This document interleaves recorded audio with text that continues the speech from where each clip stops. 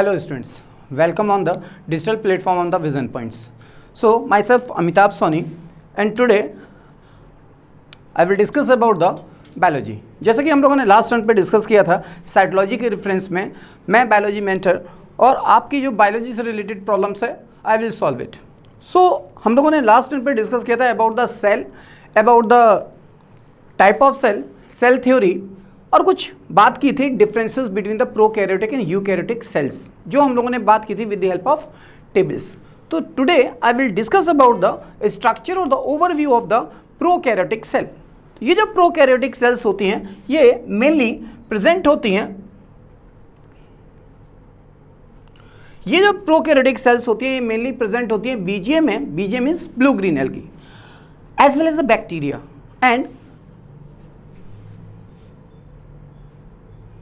and the mycoplasma. Mycoplasma is also the example of prokaryote cell which is also known as joker of plant kingdom. इसको हम लोग joker of plant kingdom बोलते हैं, smallest cell बोलते हैं और इसको पीपीएलओ भी बोलते हैं. ये जो पीपीएलओ जिसकी फुल फॉर्म है प्लूरो निमोनिया लाइक माइक्रोऑर्गेनिज्म, ये जो माइकोप्लाज्मा है इसको जोकर ऑफ प्लांट किंगडम इसलिए बोलते हैं क्योंकि इसके अंदर basically it show the polymorphism in nature, that is called the pleomorphic in nature, क्योंकि इसकी वेराइटीज ऑफ शेप होती हैं because of absence of cell wall. So explain करते हैं प्रोकैरियोटिक सेल्स के रेफरेंस में. ये जो प्रोकैरियोटिक सेल्स हैं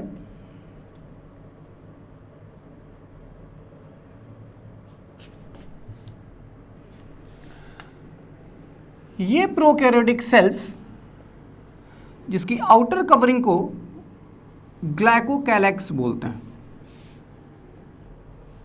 ये जो प्रोकैरियोटिक सेल है, इस प्रोकैरियोटिक सेल्स की जो आउटर कवरिंग होती है उस आउटर कवरिंग को हम लोग बोलते हैं ग्लाइकोकैलेक्स. ये जो मैं स्ट्रक्चर बना रहा हूँ ये प्रोकैरियोटिक सेल का स्ट्रक्चर है जो आप सब लोगों को डिटेल में पता होना चाहिए, बिकॉज ये जो प्रोकैरियोटिक स्ट्रक्चर है ये आपको एक बार फिर मोनोग्राम में भी डिस्कस करना पड़ेगा. इसलिए हम लोग यहाँ पे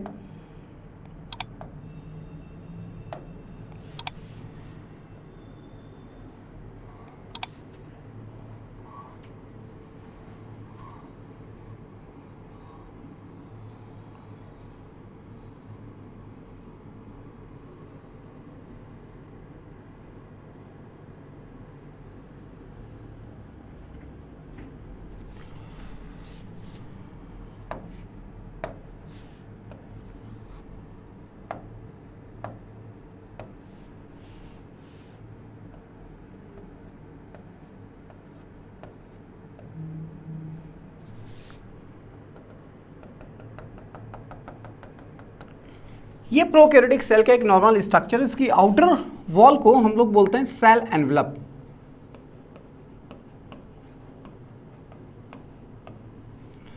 नेक्स्ट सेल को हम लोग बोलते हैं, नेक्स्ट स्ट्रक्चर को हम लोग बोलते हैं cell wall. And the blue colour की लाइनिंग्स हैं which is also known as cell membrane और plasma membrane, that is called the plasma membrane.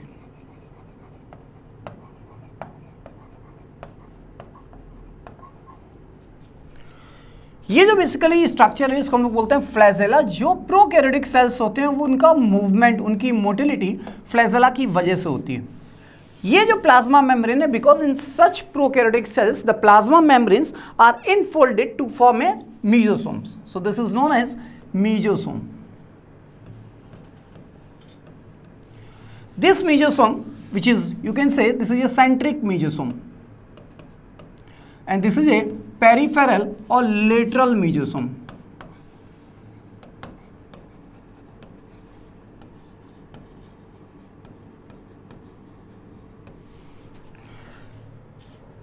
Inside the cell, यहाँ पे incipient nucleus present होता है, इसको हम लोग बोलते हैं न्यूक्लियोइड.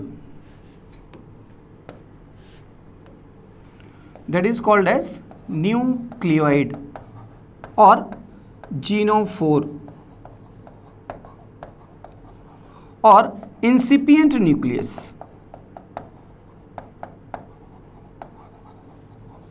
ये जो इंसिपिएंट न्यूक्लियस होता है, क्योंकि प्रोकैरियोटिक सेल्स में जैसा कि मैंने लास्ट टाइम पे डिस्कस किया था कि जो न्यूक्लियस होता है वो नॉट वेल डिफाइंड. यहाँ पे न्यूक्लियोप्लाज्म, न्यूक्लियोलस और nuclear membrane is absent. So that's why you can say the nucleoid और the genophore of the incipient nucleus is the characteristics of prokaryotic cell. इस न्यूक्लियस के अंदर यहां पे प्रेजेंट होता है basically double stranded circular DNA without histone protein. This is known as double stranded circular DNA without histone protein, without histone protein. ये जो basically double stranded circular DNA है जो विदाउट हिस्टोन प्रोटीन है, इसको हम लोग कह सकते हैं it is also you can say that is prochromosomes, also called as that is a prochromosomes and which represent the single chromosomes also. So ये है इस पर्टिकुलर न्यूक्लियाइड और डीएनए और जेनेटिक मटेरियल के बारे में। ये जो मेसोसोम होते हैं इनको हम लोग अभी आगे एक्सप्लेन करते हैं। इस साइटोप्लाज्म के अंदर membrane bound cell organelles generally absent होते हैं।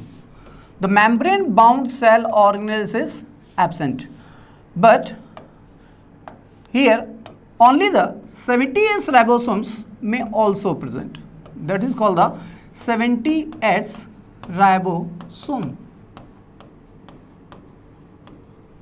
ये 70S ribosomes इन प्रोकैरियोटिक सेल्स प्रेजेंट होते हैं। यहाँ पे इस साइटोप्लाज्म के अंदर कुछ specific reserve food materials present होते हैं in the form of granules. ये जो reserve food material in the form of granules होते हैं इनको हम लोग कह सकते हैं दैट इज ए ग्रेन्यूल।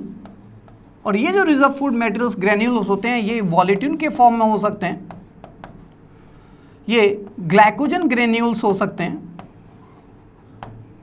ये ग्रेन्यूल्स हैं जो रिजर्व फूड मटेरियल्स के फॉर्म में inside the prokaryotic cells present होते हैं। सो this is the structure of prokaryotic cells.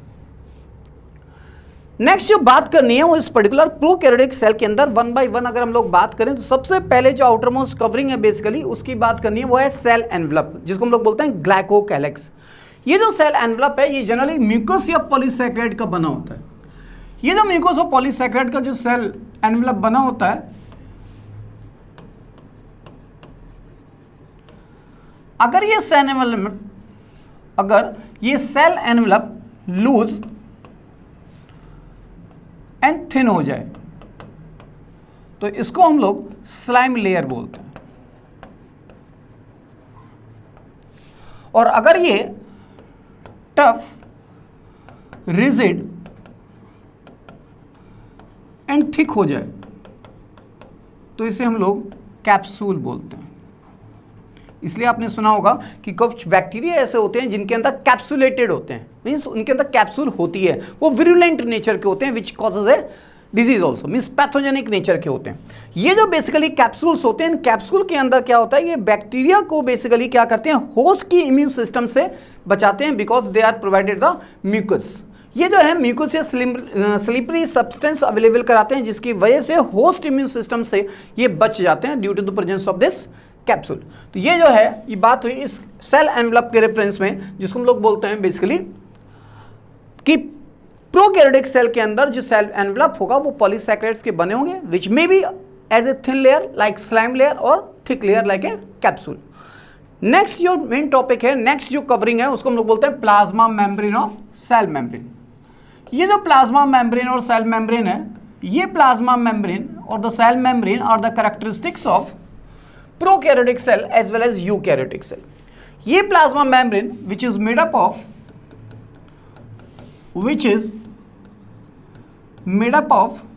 lipid and protein, लेकिन ये जो बेसिकली प्रोकैरियोटिक प्लाज्मा मेम्ब्रेन होती है इनके अंदर जो फ्लूइडिटी एंड फ्लेक्सिबिलिटी होती है, मींस फ्लूइडिटी को मेंटेन करने के लिए यहाँ पे एक स्पेसिफिक कंपोनेंट्स प्रेजेंट होते हैं जिसको बोलते हैं hopanoid. That's the most important point to the NEET point of view. तो यहाँ पे जो प्रेजेंट होंगे वो होंगे hopanoids, and these hopanoid can maintain the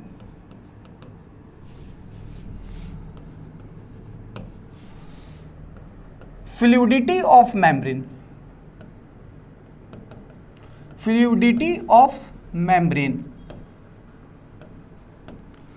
ये जो बेसिकली हॉपेनॉइड्स हैं which can maintain the fluidity of membrane, this is main important point. But in case of the eukaryotes,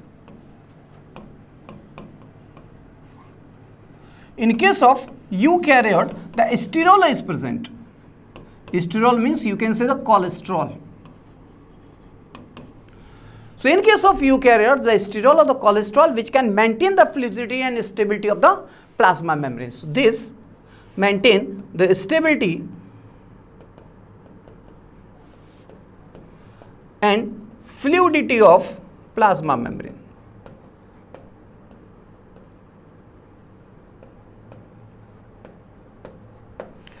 ये है इस सेल मेम्ब्रेन के रेफरेंस में कि प्रोकैरियोटिक सेल के अंदर जो सेल मेम्ब्रेन होगी वो सेल मेम्ब्रेन बेसिकली क्या होगी, वो सेल मेम्ब्रेन बनी होगी लिपिड और प्रोटीन्स की, और ये सेल मेम्ब्रेन लिपिड जो प्रोटीन की बनी होगी वहां पे होपेनेट्स उसकी फ्लूइडिटी को मेंटेन करता है। लेकिन जो यूकैरियोटिक सेल होते हैं उन यूकैरियोटिक सेल के अंदर बेसिकली क्या होता है कि ये जो प्लाज्मा मेम्ब्रेन है उसकी स्टेबिलिटी और फ्लूइडिटी को मेंटेन करते हैं कोलेस्ट्रॉल। दिस ये मेन इंपॉर्टेंट पॉइंट जो आपके नीट में पूछे जा सकते हैं। इसके बाद हम लोगों को बात करनी है जो इनर मोस्ट लेयर है, इनर मोस्ट कवरिंग है, वो है बेसिकली सेल वॉल। इसके पहले ये जो बेसिकली अगर आप गौर से देखें फर्दर इस पर्टिकुलर स्ट्रक्चर को, इस स्ट्रक्चर के अंदर पहला स्ट्रक्चर था सेल एनवलप, नेक्स्ट बात थी सेल वॉल की, और नेक्स्ट थी सेल मेम्ब्रेन की।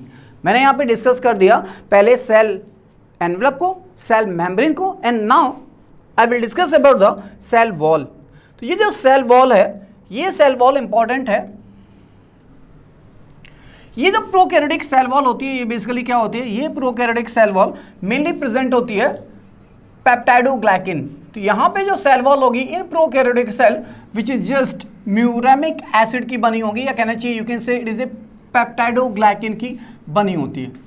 ये जो पेप्टाइडोग्लाइकिन्स होंगे बेसिकली इस प्रोकैरियोटिक सेल वॉल में,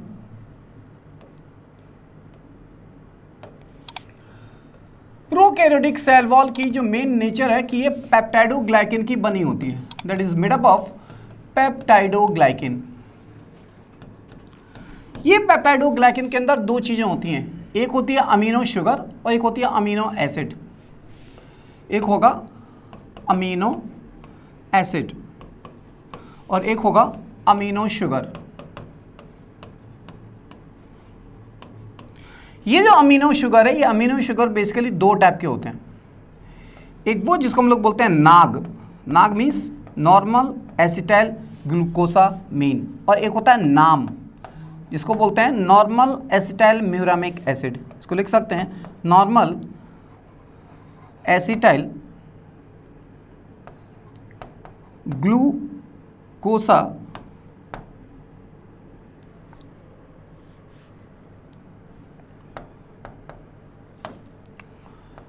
ग्लूकोसामीन, और इसको हम लोग लिख सकते हैं नॉर्मल एसिटाइल म्यूरामिक एसिड।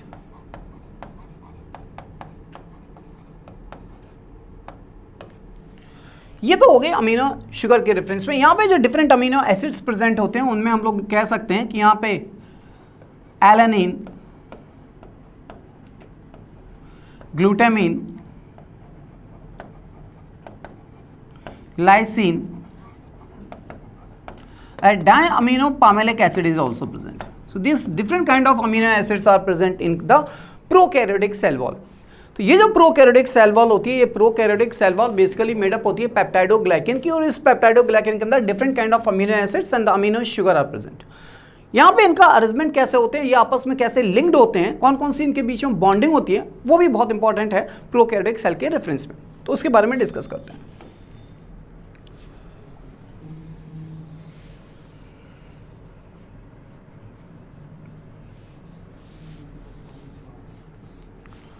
ये जो म्यूकोपेप्टाइडिक नेचर की जो आपके यहाँ पेप्टाइडोग्लाइकिन की जो प्रोकैरियोटिक सेल वॉल है, इनके अंदर जो NAG और NAM है, अगर हम इनकी बात करें तो ये आपस में इंटरलिंक्ड होते हैं एक स्पेसिफिक बॉन्ड से जिसको हम लोग बोलते हैं beta 1,4 glycosidic bond, like this. ये जो NAG है, ये NAG when it is attached with the NAM and later on which is also attached with NAG in this manner also.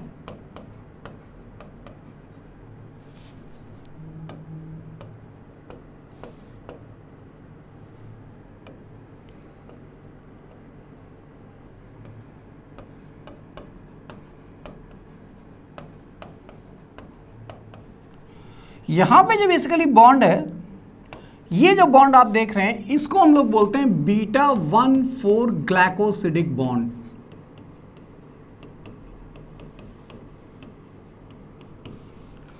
लेकिन इस NAG से अगर NAG का अटैचमेंट देखें, इस NAM से NAM का अटैचमेंट देखो तो this is just a peptide bond.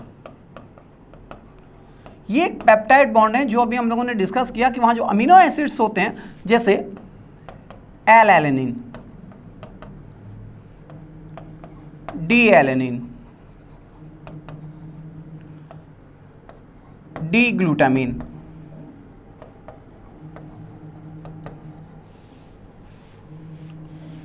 Last that is L lysine. ये जो चारों के चारों अमीनो एसिड्स हैं बेसिकली, ये अमीनो एसिड मेनली प्रेजेंट होती हैं ग्राम पॉजिटिव बैक्टीरिया के अंदर, ग्राम पॉजिटिव बैक्टीरिया के अंदर।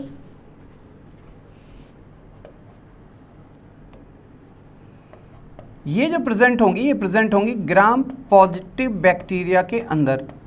अब आप लोग सोच रहे होंगे कि ग्राम पॉजिटिव और ग्राम नेगेटिव बैक्टीरिया क्या होते हैं, इनके बारे में जस्ट अभी डिस्कस करते हैं। फिलहाल जस्ट अभी इतना समझ लीजिए कि ये जो ग्राम पॉजिटिव और ग्राम नेगेटिव बैक्टीरिया होते हैं, जनरली बैक्टीरिया जो दो टाइप के होते हैं on the basis of staining. Just इसके बाद हम लोग डिस्कस करते हैं उसे।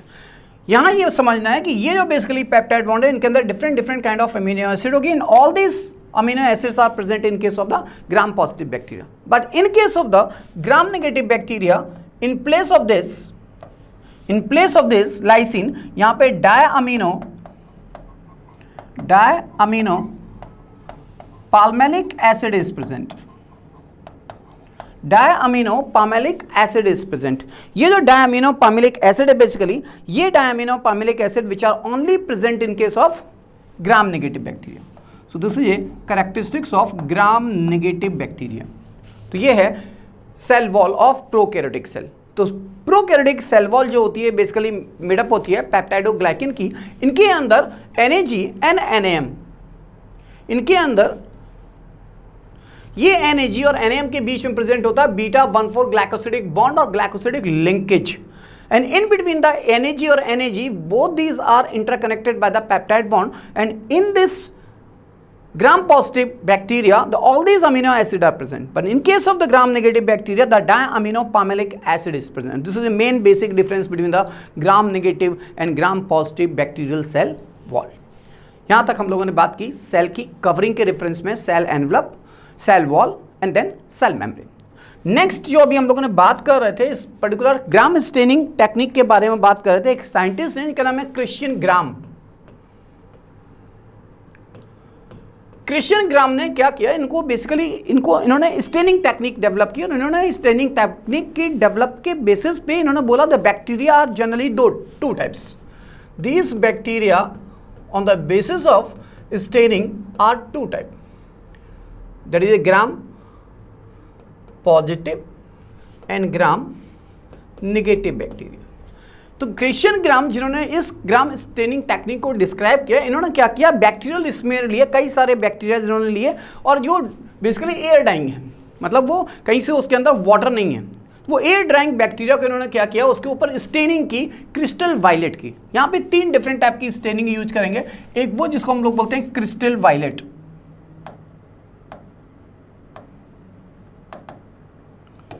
Crystal violet. ये जो क्रिस्टल वायलेट की स्टेनिंग इन्होंने की, इसको हम लोग जेंशियन वायलेट भी बोलते हैं। 30 सेकेंड हमने ड्राई बैक्टीरियल सेल्स को लिया और वहां पे देखा कि ये जो पूरे बैक्टीरिया स्टेनिंग की वजह से वो ब्लूइश पर्पल कलर के हो गए।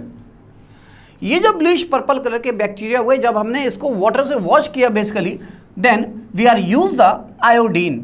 फिर हमने इस आयोडीन को यूज किया और आयोडीन का 0.5% सॉल्यूशन से इस पर्टिकुलर ब्लूइश बैक्टीरिया को स्टेनिंग किया। और आयोडीन वहां पे क्या करता है, मॉडरेंट की तरह काम करता है। और ultimately here the formation of the crystal violet iodine complex, जिसको हम लोग शॉर्ट में CVI कॉम्प्लेक्स बोलते हैं।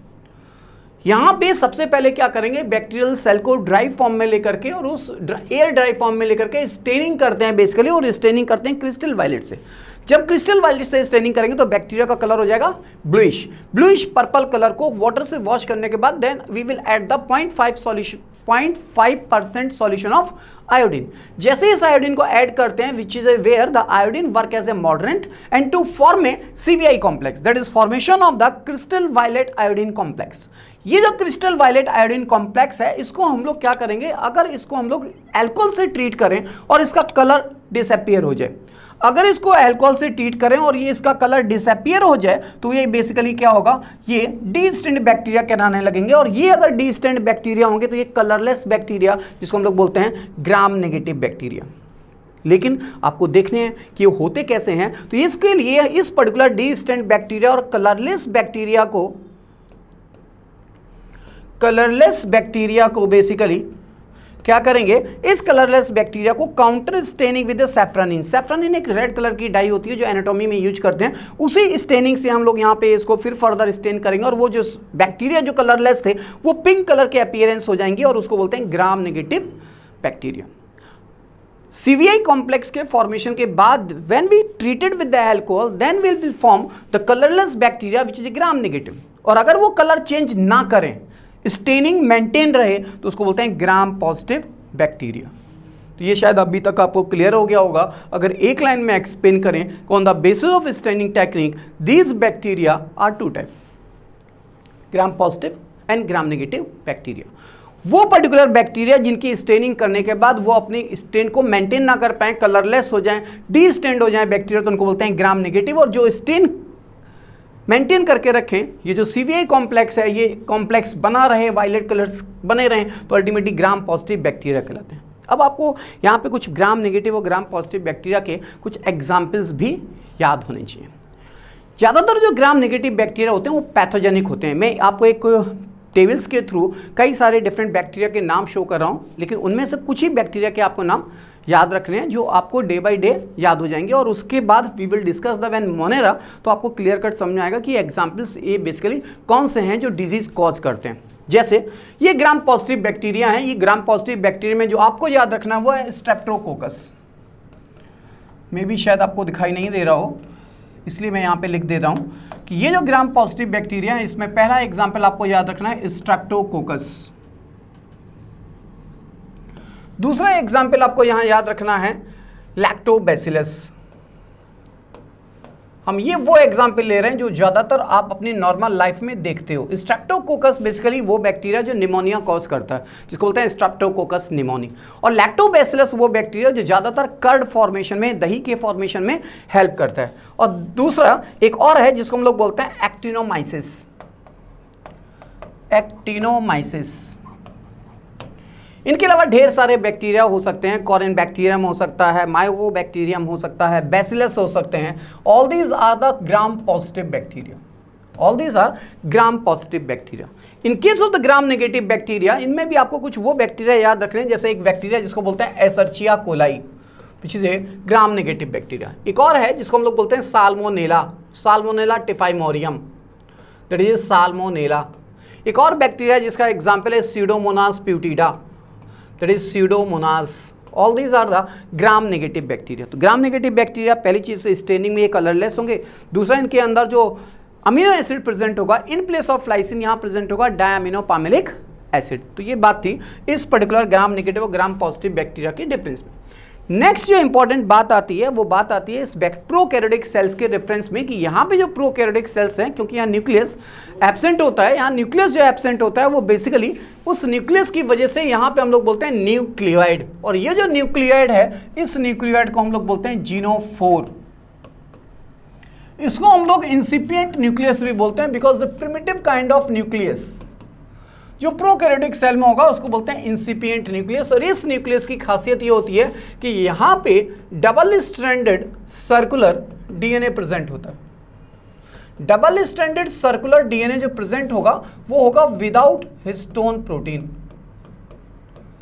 विदाउट हिस्टोन प्रोटीन, ये जो विदाउट हिस्टोन प्रोटीन जहां पे डीएनए प्रेजेंट होगा सर्कुलर, वो बेसिकली क्या होता है, विच एक्ट एज ए प्रोक्रोमोसोम्स।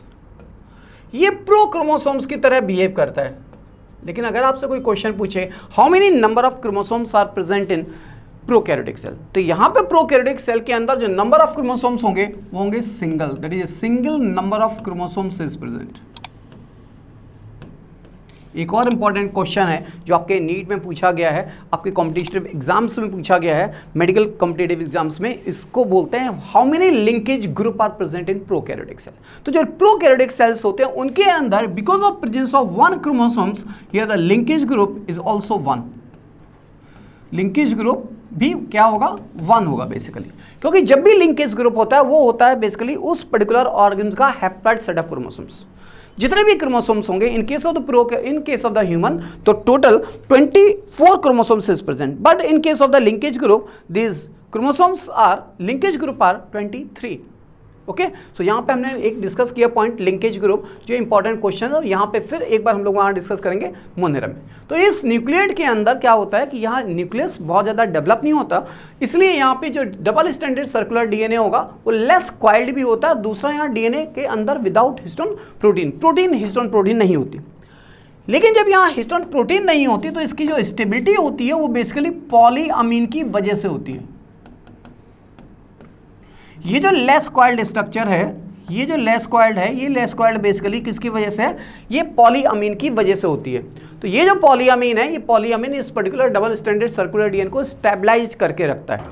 यहाँ पे दूसरी इंपॉर्टेंट एक और पॉइंट है जिसको हम लोगों को डिस्कस करना है, जो अब हम लोग एग्जैक्टली बात किसकी कर रहे हैं, इस प्रोकैरियोटिक सेल्स के स्ट्रक्चर की रेफरेंस में बात कर रहे हैं। तो हम लोग यहाँ बात कर रहे थे इस पर्टिकुलर प्रोकैरियोटिक सेल के स्ट्रक्चर के रेफरेंस में। अभी हम लोगों ने बात की इसकी कवरिंग के बारे में, न्यूक्लियाइड के बारे में। अब बात करते हैं बेसिकली प्लाज्मिड और मेसोसोम के रेफरेंस में। ये जो प्लाज्मिड है, इस प्लाज्मिड को एक लाइन में अगर एक्सप्लेन करना हो तो ये जो प्लाज्मिड है इसको हम लोग बोलते हैं extra chromosomal part of DNA. ये जो extra chromosomal part of DNA है ये बेसिकली साइटोप्लाज्म के अंदर प्रेजेंट होता है और mainly which is used as a vector DNA in case of genetic engineering. Genetic engineering के अंदर ये बेसिकली पार्टिसिपेट करता है वेक्टर डीएनए की तरह। तो हम लोग यहाँ बात करते हैं कि अगर इस प्लाज्मिड को लिखना हो तो यहाँ लिखते हैं extra chromosomal part of DNA, that is extra chromosomal part of DNA. ये जो extra chromosomal part of DNA है ये मेनली जेनेटिक इंजीनियरिंग में यूज होता है एज ए क्लोनिंग वेक्टर। तो we can say it is used as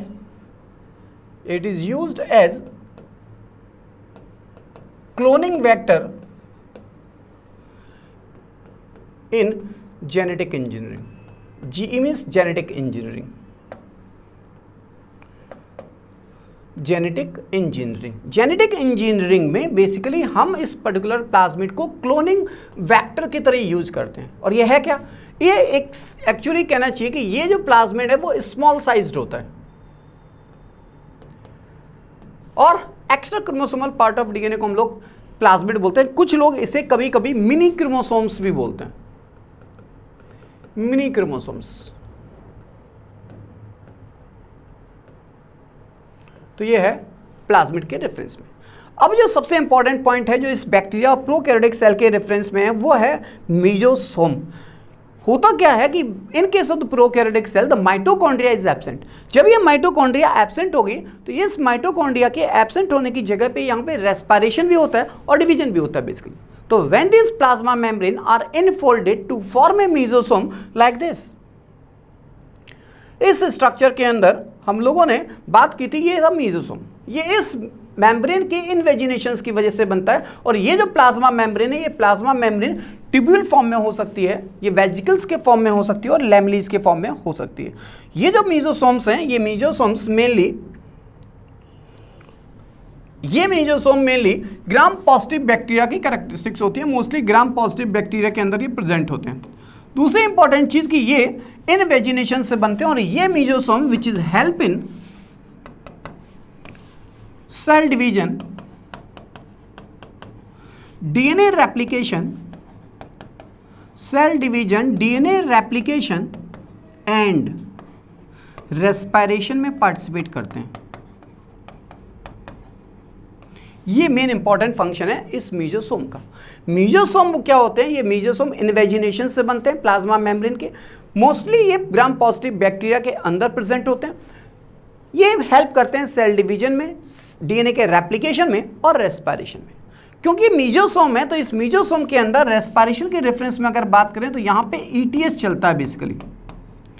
लेकिन अगर हम बात करें इस क्रेब्स साइकिल के रेफरेंस में, क्रेब्स साइकिल के रेफरेंस में और ग्लाइकोलिसिस के रेफरेंस में, in case of prokaryotic cell the both these are takes place in case of cytoplasm. दोबारा से अगर हम बात करें इस प्रोकैरियोटिक सेल के अंदर जो रेस्पिरेशन होगा, ये रेस्पिरेशन जो बेसिकली डिस्कस करना था, आगे हम लोग फिजियोलॉजी में डिस्कस करेंगे, ये रेस्पिरेशन ग्लाइकोलिसिस, क्रेब्स साइकिल और ईटीएस में कंप्लीट होता है। ये ग्लाइकोलिसिस वो प्रोकैरियोट हो या यूकैरियोट हो, साइटोप्लाज्म में ही होती है। लेकिन Krebs cycle which is also takes place in cytoplasm in prokaryotes.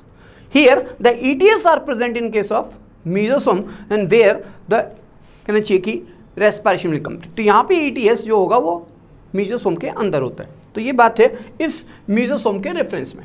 Next हम लोगों को बात करनी है बेसिकली फ्लैजेला के रेफरेंस में। और ये जो फ्लैजेला होते हैं, ये फ्लैजेला बेसिकली प्रोकैरियोट के अंदर फॉर पर्पस मोटिलिटी होते हैं।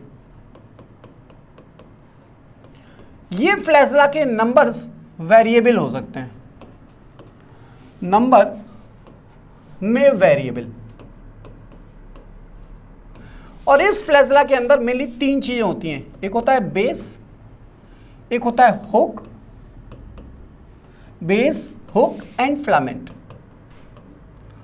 क्योंकि ये फ्लैजेला प्रोकैरियोटिक सेल्स का स्ट्रक्चर है, तो जब मोलेरा डिस्कस करेंगे वहां पे इस फ्लैजेला को डिटेल में बात करेंगे, क्योंकि यहां हमें just cytological point of view से डिस्कस करना है। ये जो फ्लैजेला है, ये बेसिकली फ्लैजेला के अंदर जो प्रोटीन होती है उसको बोलते हैं फ्लैजलिन, और इनके नंबर्स वेरी कर सकते हैं। जो प्रोकैरियोटिक और यूकैरियोटिक फ्लैजेला होते हैं उनका बेसिकली अरेंजमेंट डिफरेंट होता है। अगर हम बात करें इस प्रोकैरियोटिक फ्लैजेला के अरेंजमेंट की, तो यहाँ पे 9+0 अरेंजमेंट होता है। 9+0 अरेंजमेंट प्रेजेंट होता है प्रोकैरियोटिक सेल के रेफरेंस में। मतलब यहाँ पे जो 9 होते हैं वो पेरिफेरी पे इस तरीके से माइक्रोट्यूब्यूल्स होंगे जो इस तरीके से अरेंज होंगी, और सेंटर में कुछ नहीं होगा, इसलिए यहाँ लिखा 9+0 इन अरेंजमेंट। तो ये तो बात हुई इस फ्लैजेला के रेफरेंस में। आगे हम लोगों को बात करनी है, एक होती है सेल्स के अंदर पिलाई एंड फिम्ब्री।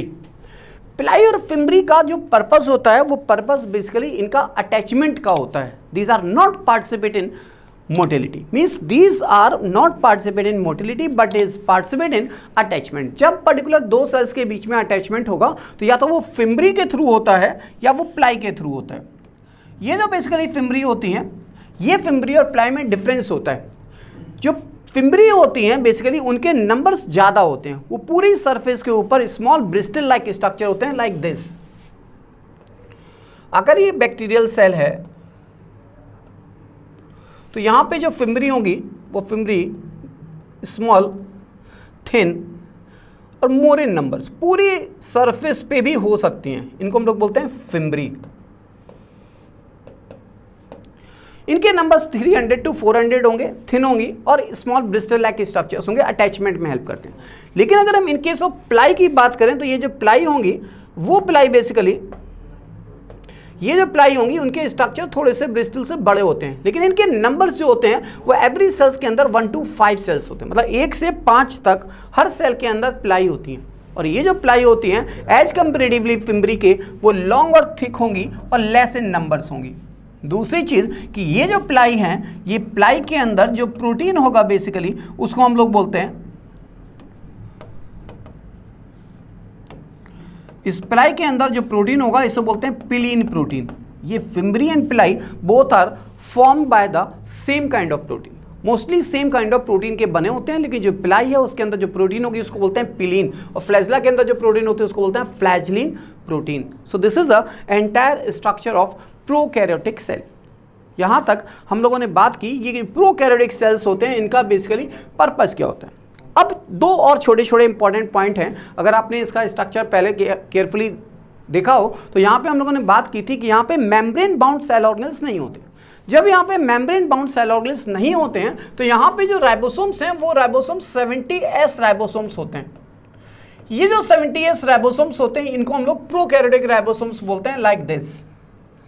ये राइबोसोम्स के अंदर एक स्मॉलर एक लार्जर सब यूनिट होगी। यहाँ पे स्मॉलर सब यूनिट 30S और लार्जर सब यूनिट 50S की होती है।